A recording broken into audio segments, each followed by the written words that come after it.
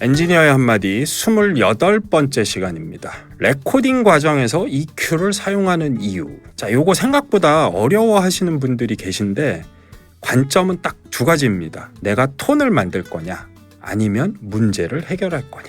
우선 레코딩에서 가장 많은 영향을 주는 게 공간의 컨디션 상태입니다. 흡음률, 차음, 그리고 내가 마이크를 어디에 배치했는가에 따라서 생길 수 있는 여러 가지 문제들, 이런 것들이 1차적으로 가장 중요하고, 두 번째로 생각해 볼 게 가창자나 연주자한테 어울리는 마이크인가, 그리고 나서 나머지 기저제들, 컴프레서, EQ, 컨버터 이런 걸 따져봐야 되는 거죠. 자, 이때 EQ를 꼭 사용해야 되는가, 이게 오늘 내용의 핵심인데, 시작할 때 두 가지 관점으로 봐야 된다 그랬죠. 톤을 바꿀 거냐, 오류를 해결할 거냐. 공간에서 발생된 불필요한 소리, 이게 마이크로 당연히 타고 들어갈 테니 이 부분들을 내가 사전에 차단해서 원소스에 최대한 가까운 형태로 보전하겠다. 요거는 문제 해결의 관점이죠. 자, 근데 채널 스트립 같은 아웃보드 보면 거기에도 EQ가 붙어 있어요. 근데 이 친구들은 공간의 오류를 보정하기에는 기능상 좀 제한이 많이 걸려 있습니다.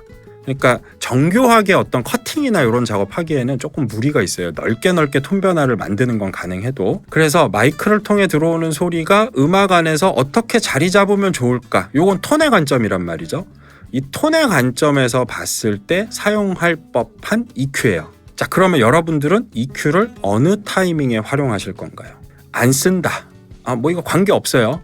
공간의 문제도 없고 지금 가수와 마이크가 찰떡으로 붙었다. 연주자와 찰떡으로 붙었다. 안 써도 관계없어요. 자, 근데 공간이 좀 아쉽다.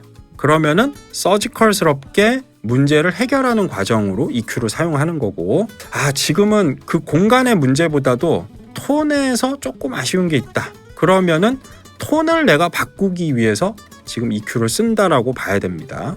그래서 제가 추천하는 레코딩 과정의 EQ 활용법은 공간의 문제를 빠르게 해결하기 위한 방식으로 접근해야 된다. 즉, 레조넌스를 제거하는 방향으로 최대한 티나지 않게 제거해서 원음에 가까운 형태로 들리도록 만들어준다. 요 방식을 가장 추천합니다.